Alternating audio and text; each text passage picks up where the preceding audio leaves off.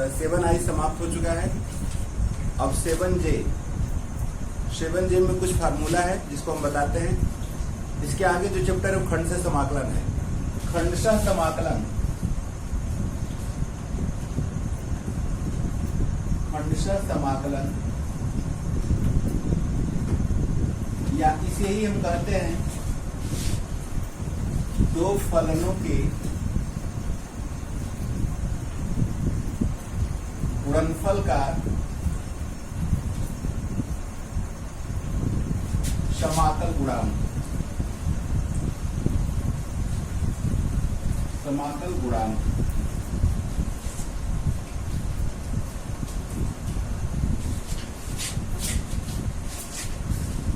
जैसे integral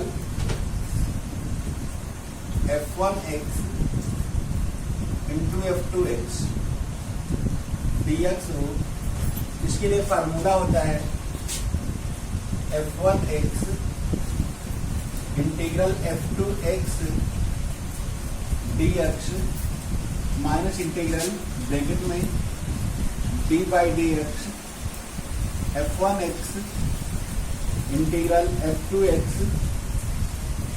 dx whole dx कोष्ठ बंद करके dx, या f1x को हम प्रथम फलन लिखते हैं फर्स्ट, f2x का द्वितीय फलन सेकेंड। तो इसको हम इस प्रकार भी लिख सकते हैं कि दो फलन गुणनफल के रूप में फर्स्ट और सेकेंड, फर्स्ट इंटू सेकेंड।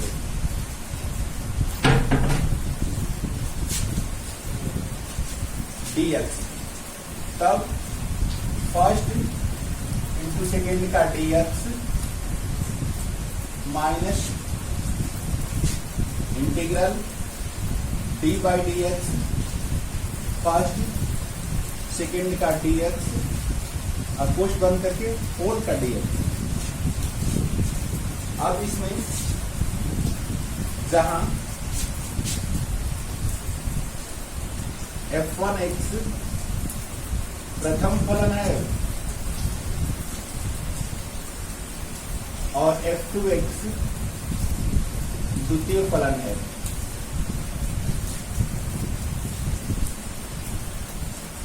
क्या प्रथम फलन को हम फर्स्ट लिखे हैं और द्वितीय फलन को सेकेंड।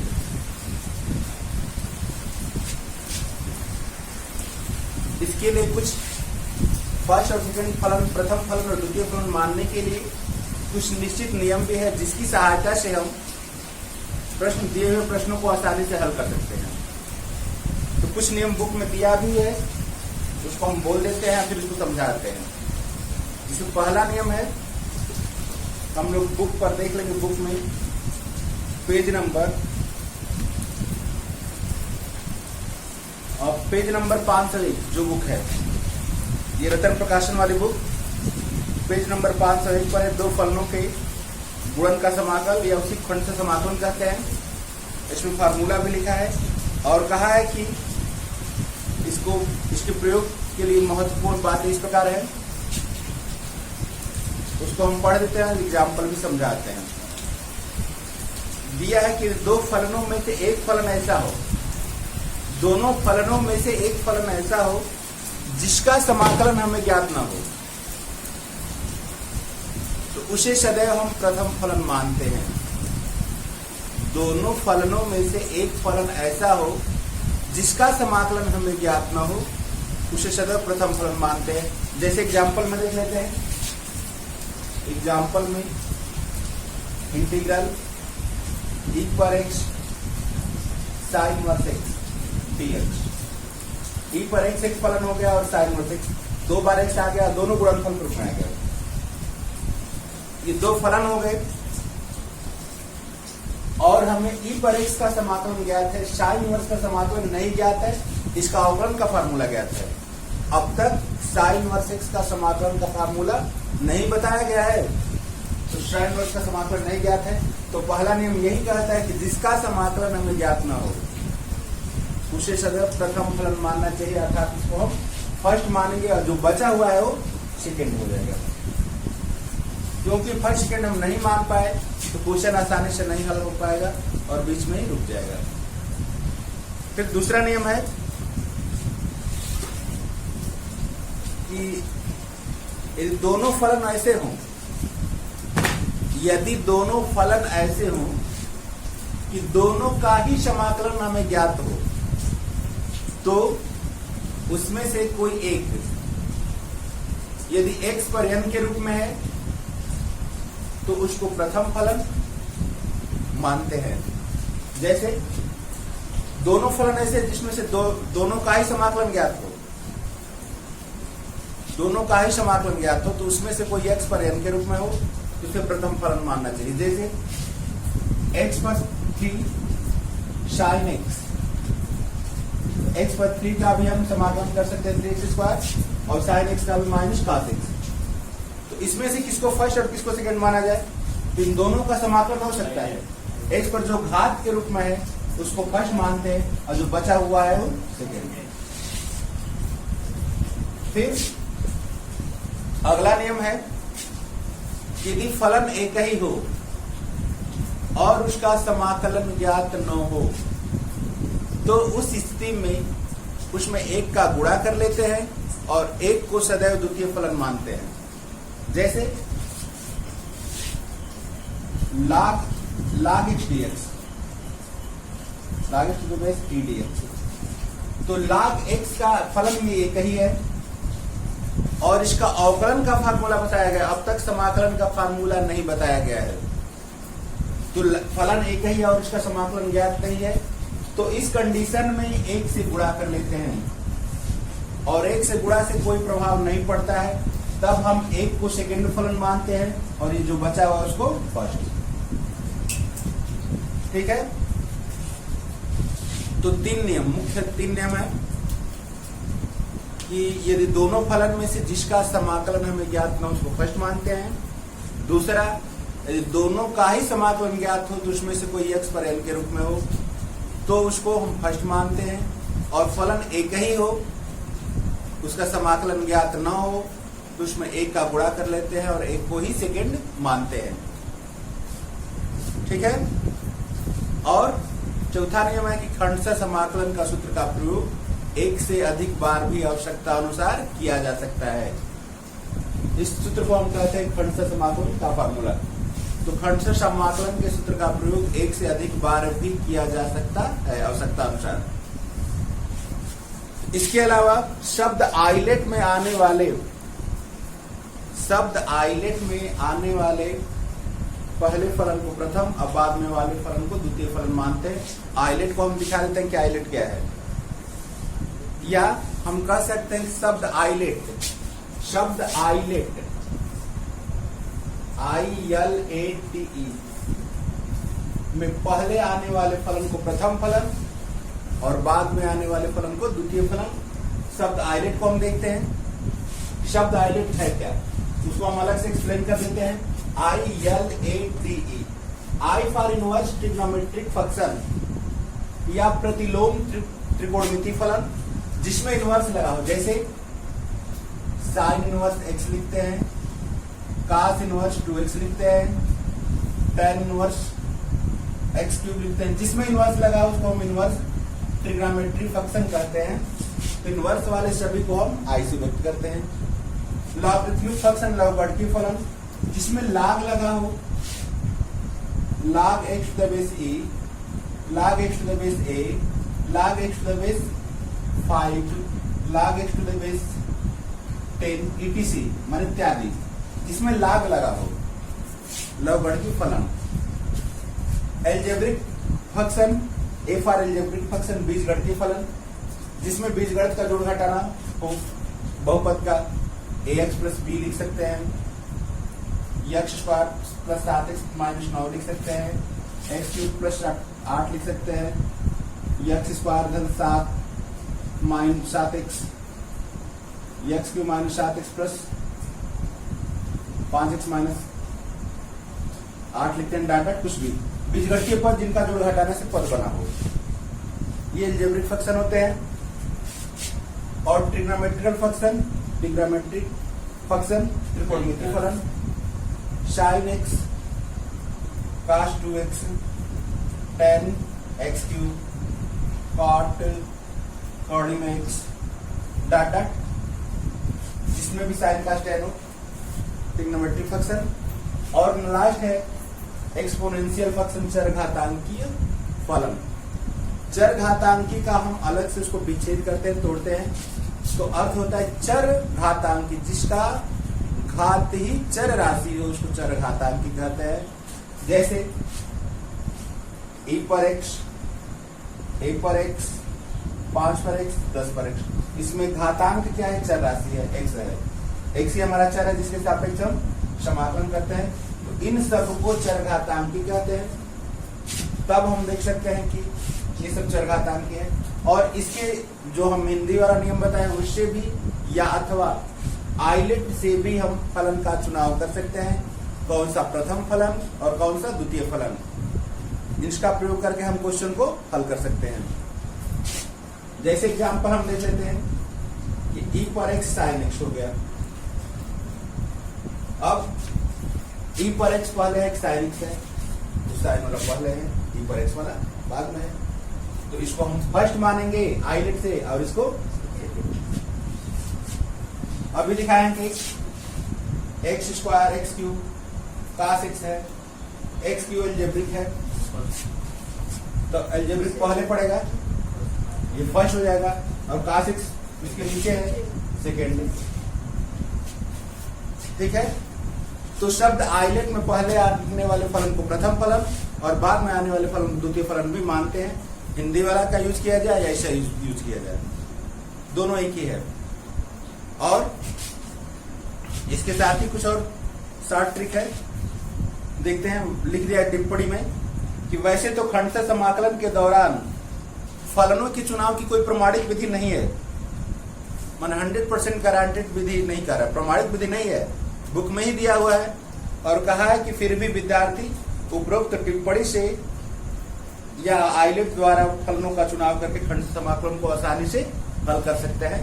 तो हम अभी स्टार्टिंग में हैं, तो आइलेट या जो नियम बताया गया उसके आधार फलन फर्स्ट और सेकंड का चयन करते हैं, तब क्वेश्चन हल करते हैं। अब हम इसके आधार पर क्वेश्चन को बताते हैं।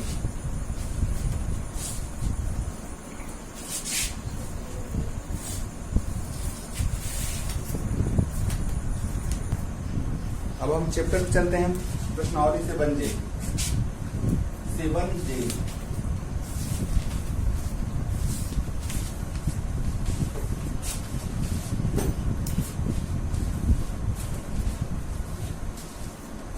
का पहला क्वेश्चन है, फर्स्ट का है integral x square log x to the base e dx।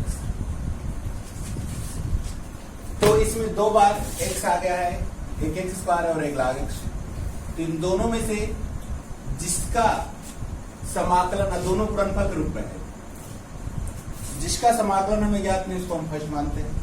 तो log x का समाकलन नहीं मालूम है जिसको फर्स्ट मानते हैं और इसको सेकेंड। तो सूत्र क्या लिखवाए हम कि फर्स्ट सेकेंड का dx, फिर माइनस इंटीग्रल ब्रैकेट बना के d by d x, first integral second का dx होल dx। तो फर्स्ट माने क्या log x to the base e, integral second माने x square dx integral d by d x, first माने log x to the base e, integral second मतलब x square dx और फिर पोस्ट बन करके dx। तो x स्क्वायर का ये तो गुणांक है, इसको उतार देते हैं x to the base e, इसका समाकलन x पर 3/3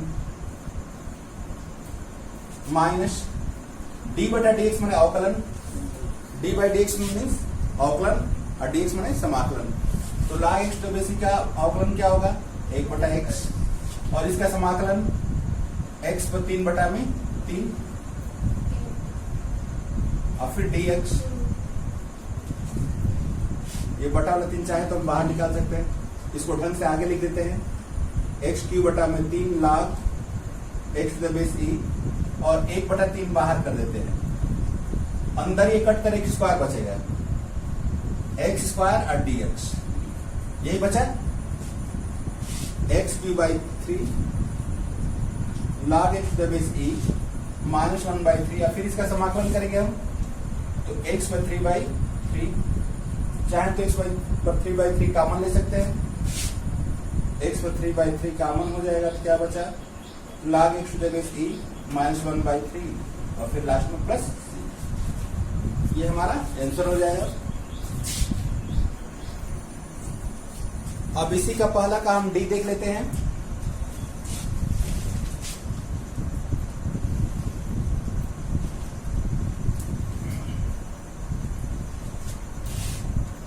इसी का डी है, फर्स्ट का D, integral log x base e का होल स्क्वायर dx, यही क्वेश्चन है हमारा। तो फलन एक ही है हमारा log x बेस e, तो जब एक ही फलन है तो उसमें एक का गुणा कर लेते हैं और एक को हम सेकेंड मानते हैं, और जो बचा हुआ है इसको हम क्या मानेंगे फर्स्ट। तो फार्मूले को हम रखते हैं कि first integral second dx minus d dx first second dx whole dx। हमेशा दूसरे वाले का सेकेंड वाले का ही dx होने से समाकलन होता है, फर्स्ट वाला एक गुणांक बन जाता है और एक अवकलन हो जाता है। तो अब देखते हैं फार्मूले पर रखा है log x बेस e का वर्ग integral 1 dx minus D by d x log x base e पूरे का वर्ग इंटीग्रल 1 dx और फिर होल dx, पोस्ट बंद करके dx। तो 1 का समाकलन क्या होगा x, तो x को हम आगे ही लिख देते हैं, इसको उतार देते हैं log x बेस e पर माइनस इसका दो घात से पहले अवकलन करते हैं तो 2 log x पर एक घात और log x का क्या होगा 1/x, फिर इसका 1 का समाकलन x, फिर ये dx, ये x कट जाएगा, तब x log x base e का वर्ग माइनस 2 को बाहर निकाल देते हैं, log x बेस e बचा dx।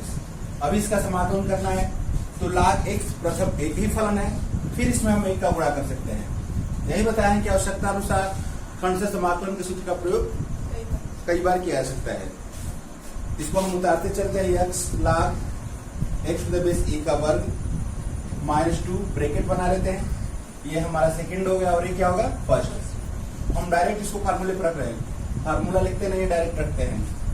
तो log x base e integral 1 dx minus D by d x log x base e integral 1 dx और होल dx, और ये बड़ा क्वेश्चन बंद करते हैं, हम क्वेश्चन बना दिए x log x base e का वर्ग minus 2 log x base e और 1 का समाकलन x माइनस इसका समाकलन क्या होगा अवकलन, log x बेस e का 1/x अवकलन हो गया और 1 का x dx, ये कट कर एक हो गया,